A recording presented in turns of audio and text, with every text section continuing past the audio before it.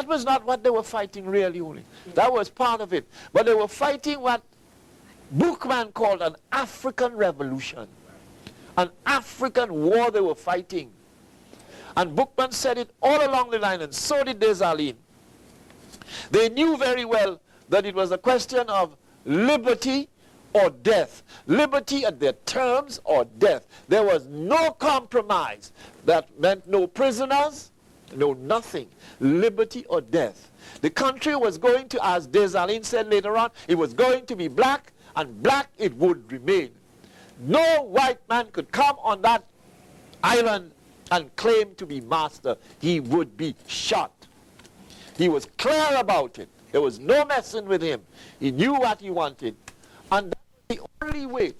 Toussaint did not know that. Dessalines said,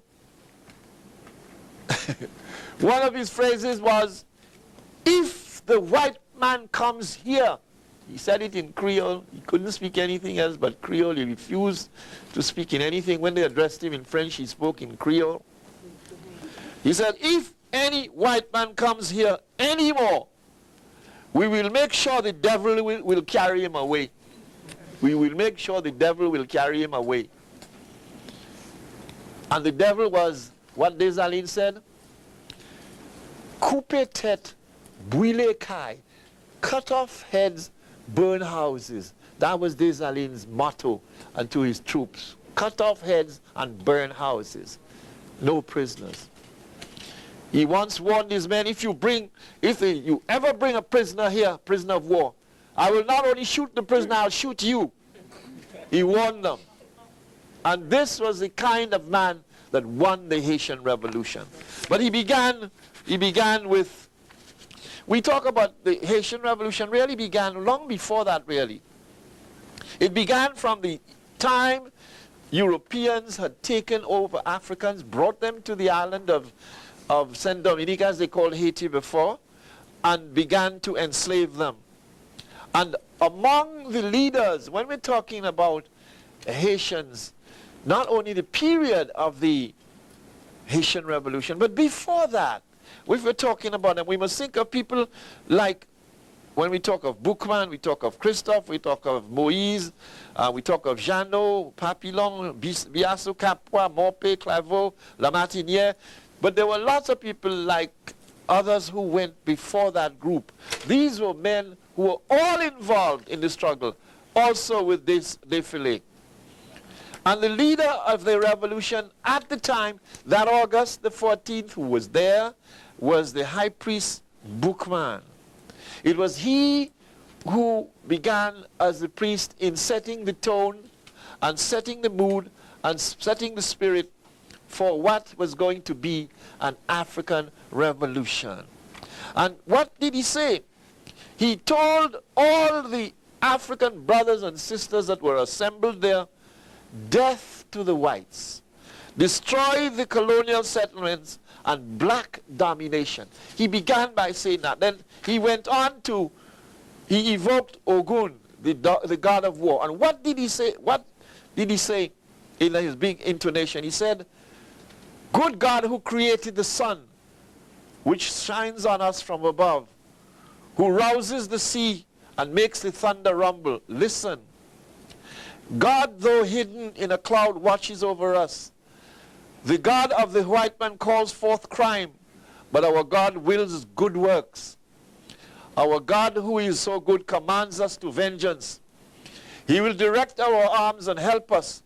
Throw away the likeness of the white man's God, who has so often brought us to tears, and listen to liberty which speaks in all our hearts. This is what an untutored, uneducated, powerful warrior could stand up and tell thousands of his people to throw away the white man's gods. In other words, remove the white man from your thinking. Regain your African mind. If you regain your African God, you regain your African mind. And that's the motive, and that is how you have to go into this war. The same thing I said to you a moment ago.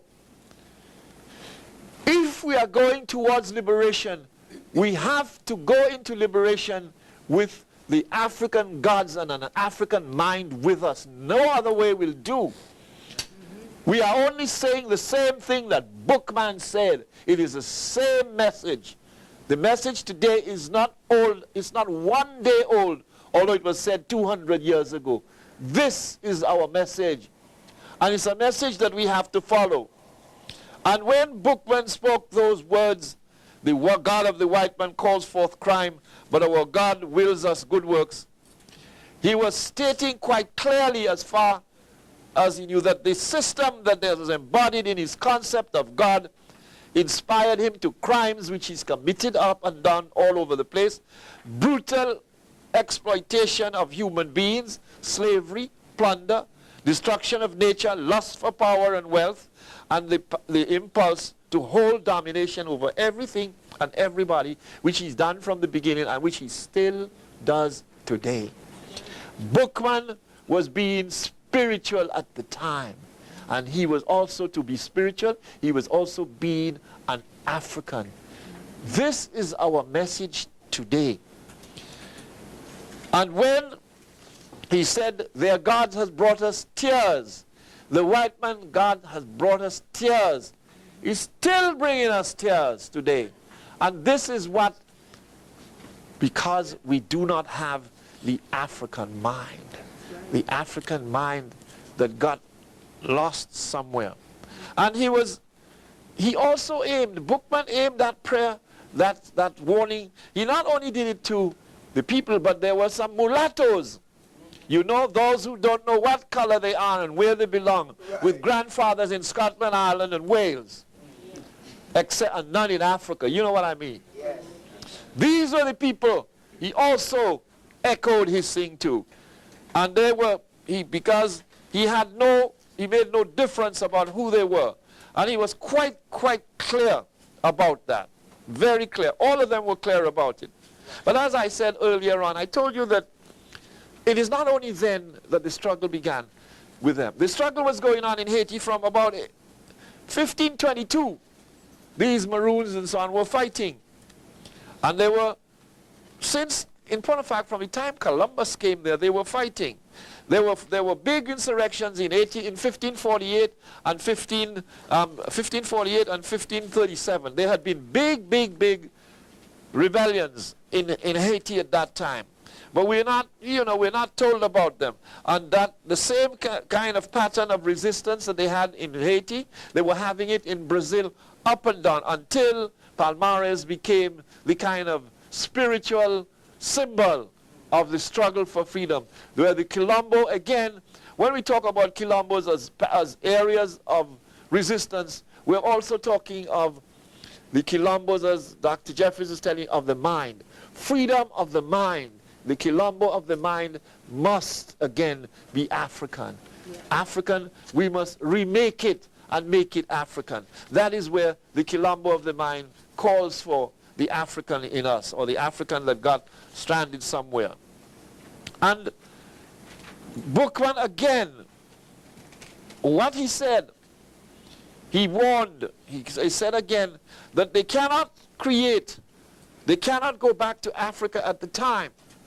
But he was invoking the African gods and invoking their minds, their African minds. And they were going to make, with the struggle against the French, and with their minds African, they were going to create an Africa in Haiti. This is what he said. He said somewhere that this place is like, it's very much like Africa in many ways. And he said, we can't go back to Senegal, we can't go back to Gambia, but let us make this our Senegal, let us make it our Gambia, let us make Haiti our Africa. So what he was saying is that Haiti as an African country, there was not going to be any masters from Europe or any slaves. It was going to be like Africa, with African people, with their African minds, with their minds turned into a Quilombo of freedom, and a Quilombo that would in fact remain with them. This would bring to them and keep with them the spirit of Africa.